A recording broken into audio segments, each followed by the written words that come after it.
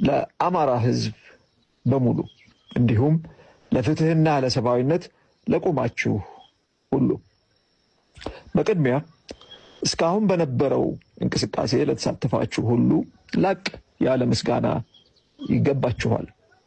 ድምጻችሁን በማሰማት ጊዜያችሁን በመስጠትና መድረኮቻችሁን ሁሉ ለዚህ ዓላማ በመጠቀም ላደረጋችሁት ተሳትፎ ምስጋና ይድረሳችሁ። የአማራ ዘር ማጥፋት መታሰቢያ አምሃራ ጄኖሳይድ አዌርነስ ማንት ሁለተኛ ሳምንት ላይ ደርሷል።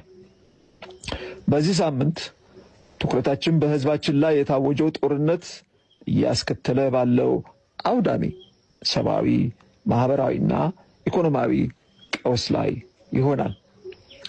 በመጪዎቹ 2 ሳምንታት የሚከናወኑት ዋና ተግባራት የሚከተሉት ናቸው።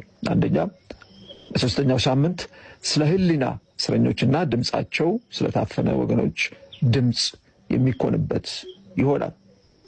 ሁለተኛ፣ በአራተኛው ሳምንት የአማራን የህልውና ደህንነት ለማረጋገጥ ሊሰሩ የሚገባቸው ቀጣይ ስራዎች ላይ ትኩረት ይደረጋል። ታሪካችንን የመጻፍ ኃላፊነት የራሳችን ነው። ይህ የመጀመሪያው እንቅስቃሴ እንዲቀጥልና ይበልጥ እንዲጠናከር በአክብሮት ሁላችንም እንተባበር። በጋራ በመቆም ዓለም የፍትህ ጥሪያችንን እንዲሰማ እናድርግ። አመሰግናለሁ። እስክንድር ነጋ ከትግል ሜዳ